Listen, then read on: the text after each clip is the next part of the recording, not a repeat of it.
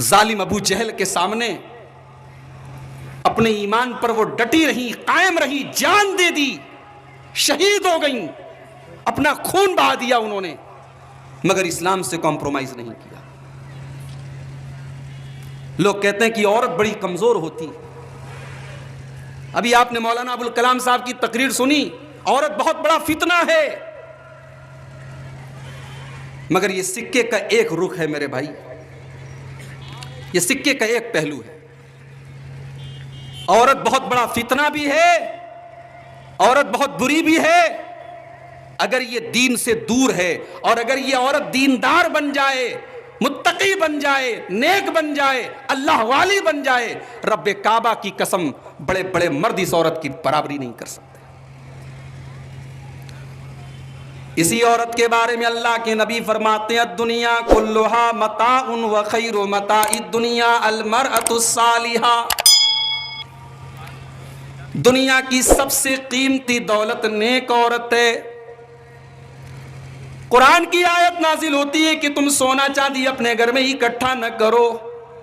حضرت عمر فاروق رضی اللہ تعالیٰ عنہ اللہ کے نبی کے پاس آتے ہیں، اے اللہ کے نبی، جب سونا چاندی ہم اکٹھا نہیں کر سکتے، ہم بہت زیادہ پیسہ اکٹھا نہیں کر سکتے، ہم بہت زیادہ دولت اکٹھا نہیں کر سکتے، تو اے اللہ کے نبی من ای المال نتخذ، ہم کون سا مال اپنے گھر میں اسٹور کریں، ہم کون سے مال کو بینک بیلنس کریں، ہم کون سے مال کو انویسٹمنٹ کریں، ہم کون سے مال کی سیونگ کریں؟ اللہ کے نبی نے فرمایا لیتخذ احدکم قلبا شاکرا ولسانا ذاکرا وزوجتا مومنتا تعینہ علی امر الاخرہ۔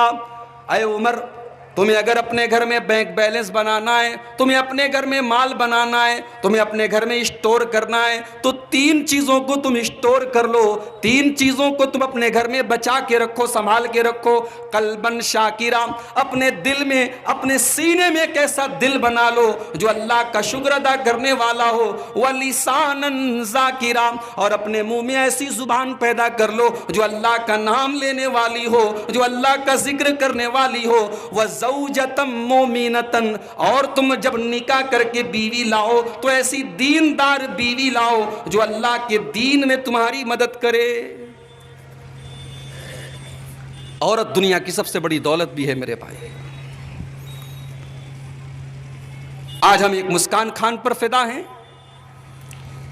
ہزاروں اور لاکھوں مسکان خان کے جیسے کردار کو لے کر کے اسلامی تاریخ میں اور نبی کی صحابیات میں عورتیں گزری ہیں۔ کتنی عورتیں تو ایسی آپ نے نام نہیں سنا ہوگا۔ ایک صحابیہ ہیں حضرت نسیبہ، یہ بیچاری نبی پر جب ایمان لائیں، نبی کا کلمہ پڑھا، تو انہوں نے وعدہ کیا کہ اے اللہ کے نبی، اب آپ کی جان میری جان ہے، اب آپ کی جان پر اگر حملہ ہوگا تو میں بچاؤں گی۔ عورت ذات ہے بھائی، عورت ہیں، مگر نبی کا ڈیفنس کرنے کے لیے، نبی کو بچانے کے لیے کہتی ہیں کہ اے اللہ کے نبی میں آپ کو بچاؤں گی۔ احد کا میدان ہے، مسلمان جیتی جنگ ہار چکے ہیں، مشرکوں کا پلڑا بھاری ہو چکا ہے، مسلمان بھاگ رہے ہیں، اللہ کے نبی کے اوپر بھی حملہ کیا جا رہا ہے، آپ کا چہرہ زخمی کیا جا چکا ہے، آپ کے چہرے سے لہو بہ رہا ہے، خون بہ رہا ہے۔ میدان جنگ میں کچھ ایسے بھی صحابہ ہیں جو اللہ کے نبی کا ڈیفنس کر رہے ہیں، جو اللہ کے نبی کو بچانے کا کام کر رہے ہیں، اور دنیا نے دیکھا، چشم فلک نے دیکھا، زمین نے دیکھا، آسمان نے دیکھا کہ نبی کا ڈیفنس کرنے والوں میں، نبی کو بچانے والوں میں بہت سارے مردوں کی جماعت ہے، اور ان مردوں میں حضرت نسیبہ نام کی ایک خاتون بھی شامل ہے، ایک عورت بھی شامل ہے، اپنی تلوار سے اللہ کے نبی کو بچا رہی ہے۔ اور آگے بڑھو، نبی اکرم کی زندگی میں ایک لڑائی ہوتی ہے، حنین کی لڑائی۔ اس لڑائی میں بھی ایک موقع ایسا آتا ہے کہ مسلمان میدان چھوڑ کے بھاگنے لگتے ہیں، مشرکوں نے تیر چلانا شروع کر دیا، مسلمان تیروں کے حملے کے لیے تیار نہیں تھے۔ لڑائی ایک ایسے جگہ پر ہو رہی تھی، پہاڑی علاقہ تھا، پہاڑی جگہ تھی، मुशरिकीन पहाड़ों के पीछे छुपे हुए थे। जब मुसलमान पहुंचे उन्होंने तीर चलाना शुरू कर दिया। मुसलमानों को मैदान छोड़ के भागना पड़ा। मैदान छोड़ के मुसलमान भाग रहे हैं। अल्लाह के प्यारे नबी मैदान जंग में खड़े हुए हैं और लोगों को बुला रहे हैं, इलैया इबाद अल्लाह, ऐ अल्लाह के बंदो तुम मेरी तरफ आओ, तुम मैदान छोड़ के न भागो, आओ तुम्हें अल्लाह का रसूल बुला रहा है। अना इब्नु अब्दुल मुत्तलिब अना नबिय्यु ला कज़िब, ओ लोगो मैं अब्दुल मुत्तलिब का बेटा मोहम्मद हूँ, मैं मोहम्मद इब्न अब्दुल्ला हूँ, मैं भागने वाला नहीं हूँ, मैं मैदान जंग में डटा हुआ हूँ। ओ लोगो मैं अल्लाह का सच्चा नबी हूँ, आ जाओ अपने नबी के पास आ जाओ। अल्लाह के नबी सहाबा को बुला रहे हैं। बड़ी नाजुक घड़ी है, बड़ा नाजुक मौका है। जंग के मैदान में डटे रहना बहादुरों का काम है। अभी रूस और यूक्रेन में लड़ाई हो रही है। यूक्रेन का राष्ट्रपति, उसकी तस्वीर वायरल हो रही है सोशल मीडिया के ऊपर। उसके ऊपर रूस हमला कर रहा है, उसके मुल्क के ऊपर, मगर यूक्रेन का राष्ट्रपति बुज़दिल नहीं है। हमारे यहाँ तो ऐसे लोग भी हैं कि चंद नारे सुन करके वो भाग जाते हैं। बड़ी बहादुरी का चर्चा है, चंद नारे कोई लगा दे उनके विरोध में, उनकी मुखालफत में, वो भाग जाते हैं और अपने सीने की ऊंचाई और चौड़ाई की फजीलत बयान करते हैं। बहादुरी इसको कहते हैं। यूक्रेन का राष्ट्रपति सीना तान के खड़ा है और कहता है, ओ लोगों हमारे मुल्क पर हमला करोगे तो हम पीठ नहीं दिखाएंगे, हम चेहरा दिखाएंगे। बहादुर मैदान जंग छोड़ के भागते नहीं है मेरे भाई। नबी अकरम खड़े हैं मैदान जंग में, सहाबे किराम में अफरा तफरी मची हुई है। अंसारी सहाबा भी भाग रहे हैं। अंसारी सहाबा की जब जमात मैदान जंग छोड़ करके जाने लगी, हजरत नुसैबा रज़ी अल्लाह ताला ना खड़ी हो गई। ऐ अंसारियों तुम नबी का साथ छोड़ करके कहाँ जा रहे हो? क्या तुमने नबी का कलमा नहीं पढ़ा है? क्या तुमने नबी का साथ देने का वादा नहीं किया है? आ जाओ, हलुम्मा इलल मौत, आ जाओ। अगर अपनी मौत भी तुम्हें, अपनी जिंदगी भी गंवानी पड़ जाए, तुम्हें अपनी जान भी गंवानी पड़ जाए तो नबी के लिए अपनी जान दे दो, अपनी जिंदगी गंवा दो, लेकिन नबी का साथ छोड़ के न जाओ। हजरत नुसैबा रज़ी अल्लाह ताला अन्हा ने मैदान जंग में खड़े होकर के जब ये तकरीर की, जो जितने अंसारी सहाबा थे, उस औरत की, चूंकि वो भी अंसारिया थी, उसी अंसार के कबीले से उनका ताल्लुक था, उनकी बात सुन करके उनके अंदर एक हिम्मत पैदा हुई और फिर तमाम के तमाम सहाबा बड़ी बहादुरी से मुकाबला उन्होंने किया और फिर उन्होंने मुशरिकीन को शिकस्त दी। और यही हजरत नुसैबा। और आगे बढ़ो, एक झूठा नबी पैदा हुआ मुसैलमा कज़्ज़ाब नाम का। अल्लाह के नबी ने हजरत नुसैबा के बेटे हबीब को भेजा कि जाओ तुम मुसैलमा कज़्ज़ाब का मुकाबला करो। हजरत हबीब रज़ी अल्लाह ताला अन्हु नुसैबा के बेटे हैं।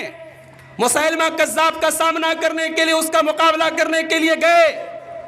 मुसैलमा ने कहा, क्या तुम गवाही देते हो कि मोहम्मद अल्लाह के रसूल है? कहा कि हाँ मैं गवाही देता हूँ मोहम्मद अल्लाह के रसूल। कहा क्या तुम गवाही देते हो कि मैं मुसैलमा, मैं भी अल्लाह का रसूल हूं? हजरत हबीब ने कहा मुझे सुनाई नहीं दे रहा है। कहा बदतमीज, मैं कह रहा हूं मैं अल्लाह का रसूल हूं कि नहीं हूं? कहा नहीं मुझे कुछ सुनाई नहीं दे रहा है, मैं रसूल, आखिरी रसूल सिर्फ एक शख्सियत को मानता हूं, जनाब मोहम्मद रसूलुल्लाह सल्लल्लाहु अलैहि वसल्लम। मुसैलमा ने हजरत हबीब को कत्ल करवाया और तारीख के अल्फाज है, सीरत के अल्फाज हैं, उसने हजरत हबीब की बोटी बोटी करवा डाली, उनके बदन का कीमा कीमा करवा डाला, उनके बदन के टुकड़े टुकड़े उसने करवा डाले। और जब हजरत हबीब की ये टुकड़ी टुकड़ी टुकड़ों में बटी हुई जब ये लाश मदीना में पहुंचती है और हजरत नुसैबा अपने बेटे की इस लाश को देखती हैं तो कहती हैं, आदतुहु लिहाजा वहतसबतुहु इंदल्लाह। हो लोगो, आज मेरे बेटे की ये कटी फटी लाश मेरे सामने मौजूद है। आज मेरे बेटे की बोटियां काटी जा चुकी हैं, आज मेरे बेटे के बदन के टुकड़े किए जा चुके हैं, लेकिन मुझे जर्रा बराबर कोई अफसोस नहीं है। मैंने तो अपने बेटे को आज के दिन के लिए तैयार करके रखा था, मैंने तो इसीलिए अपने बेटे को जवान किया था। आज मेरे बेटे की जिंदगी इस्लाम के काम आई है, आज मेरे बेटे की जिंदगी मोहम्मद रसूलुल्लाह के काम आई है। मैंने तो अपने बेटे को इसी दिन के लिए तैयार किया था। नबी के सहाबा اور نبی کی صحابیات. ہمارا عقیدہ سن لو, اہل حدیث کا عقیدہ سن لو. قیامت کی صبح تک نبیوں کے بعد, پیغمبروں کے بعد, اللہ کے رسولوں کے بعد اس روئے زمین میں اتنی مقدس جماعت نہ گزری ہے نہ گزرے گی. ہمارا عقیدہ یہ ہے. دنیا کا عقیدہ کچھ بھی ہو, ہم نے نبیوں کے بعد اور رسولوں کے بعد اگر کسی کو مقام دیا ہے تو نبی کے صحابہ کو دیا ہے. اور جانتے ہو نبی کے صحابہ کون ہیں؟ میں آج کی تقریر صرف ایک آیت کی روشنی میں کروں گا, صرف ایک آیت پڑھوں گا, اسی آیت کی روشنی میں صحابہ کا مقام بیان کر کے میں اجازت لے لوں گا آپ سے. کون سی آیت ہے وہ؟ قرآن مجید میں سورہ فتح کے نام سے ایک سورت ہے, سورہ فتح کی آخری آیت ہے.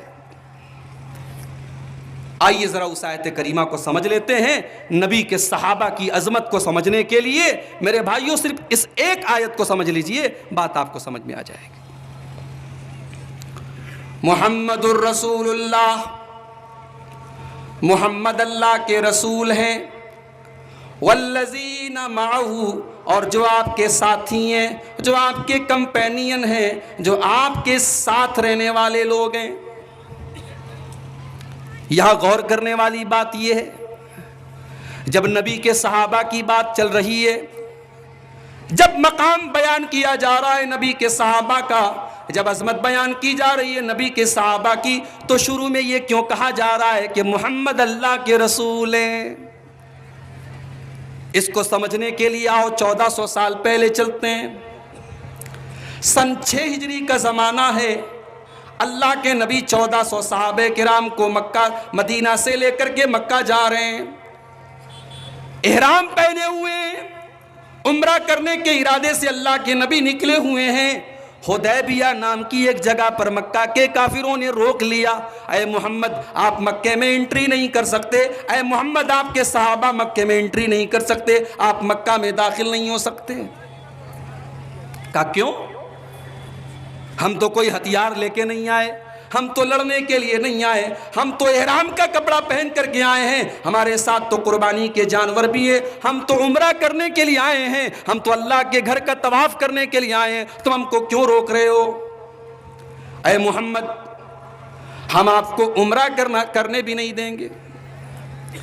آپ نے ہمارے دین سے بغاوت کی ہے اور آپ نے نیا دین قائم کر لیا ہے, ہم آپ کو خانے کعبہ کا طواف بھی نہیں کرنے دیں گے, ہم عمرہ بھی کرنے نہیں دیں گے. صحابہ بھی اڑ گئے, ہم تو آئے ہیں عمرہ کر کے جائیں گے.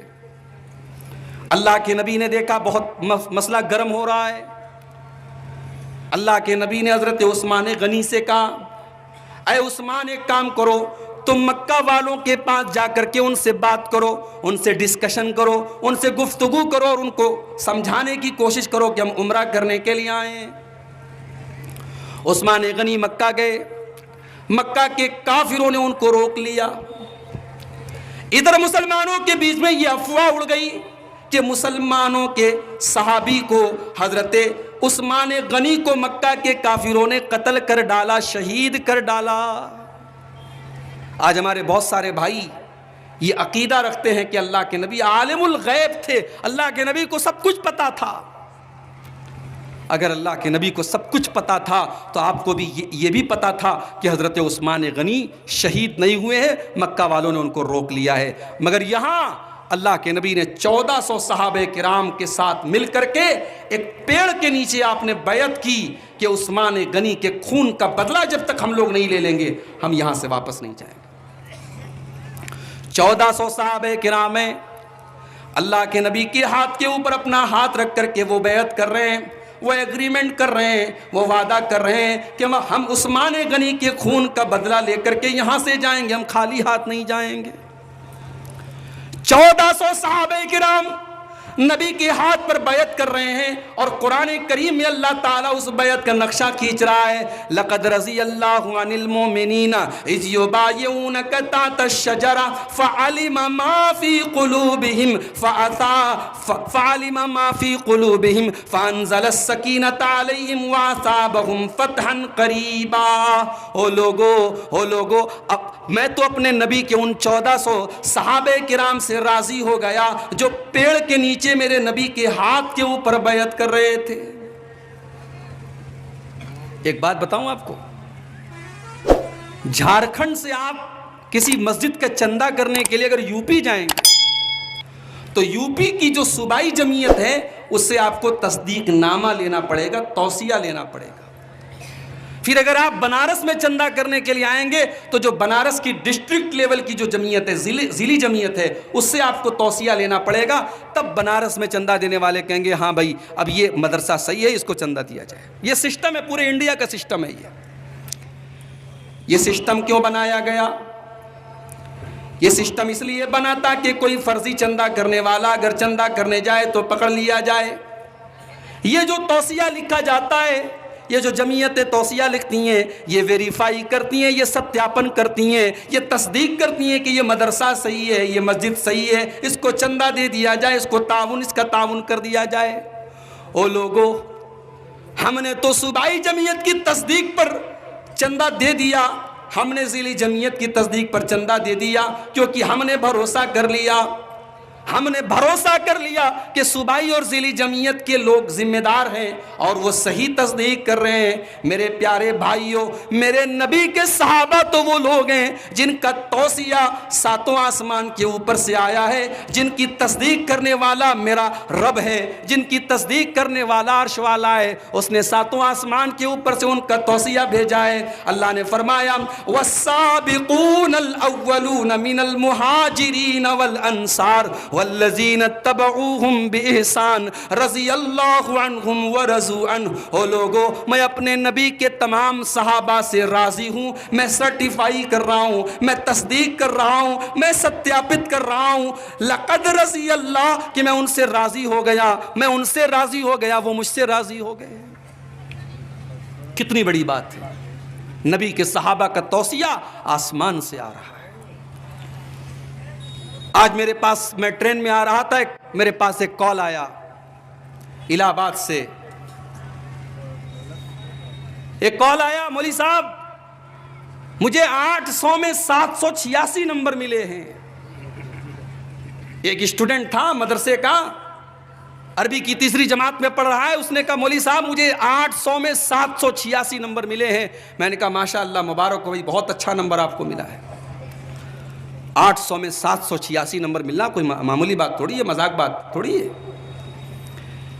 دنیا میں اگر کسی کو 800 میں 786 مل جائے، 780 مل جائے، 790 مل جائے، 799 مل جائے، وہ بہت بڑا 30 مارکہ مانا جاتا ہے، وہ بہت بڑا کامیاب مانا جاتا ہے.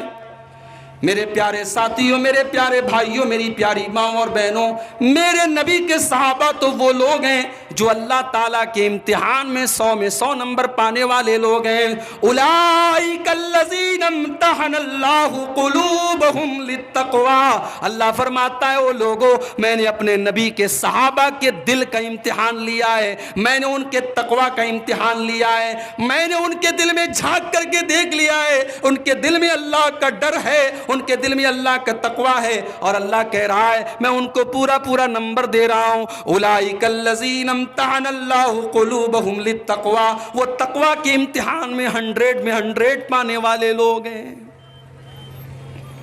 1400 صحابہ کرام نبی کے ہاتھ پر بیعت کر رہے ہیں. واقعہ لمبا ہے. پھر مشرکین کے درمیان اور مسلمانوں کے درمیان ایک صلح ہوتی ہے. صلح نامہ میں یہ لکھا گیا، حضرت علی رضی اللہ تعالیٰ عنہ لکھ رہے تھے، انہوں نے لکھا بسم اللہ الرحمن الرحیم. مکہ کے کافروں نے کہا یہ رحمان کون ہے؟ ہم تو رحمان کو نہیں جانتے، ہم تو اللہ کا نام جانتے ہیں، ہم رحمان نہیں جانتے. تم یہ بسم اللہ الرحمن الرحیم مٹا دو اور اس کی جگہ تم لکھ دو بسمک اللہم، جو پہلے ہم لکھا کرتے تھے. اللہ کے نبی نے کہا علی چلو مٹا کے لکھ دو، کوئی بات نہیں.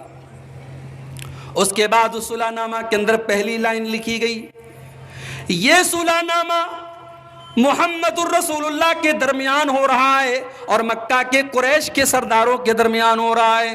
جب یہ پہلی لائن حضرت علی نے لکھی، مکہ کے کافروں نے اٹیک کیا، انہوں نے اعتراض کیا، اے علی یہ تم نے کیا لکھ دیا؟ ہم محمد کو رسول اللہ کہاں مانتے ہیں؟ اگر ہم رسول اللہ مانتے تو پھر جھگڑا کس بات کا ہوتا، پھر لڑائی کس بات کی ہوتی، پھر جنگ کس بات کی ہوتی؟ اے علی محمد الرسول اللہ کو تم رسول اللہ مانتے ہی نہیں ہیں، تم رسول اللہ کو مٹا کر کے محمد ابن عبداللہ لکھ دو۔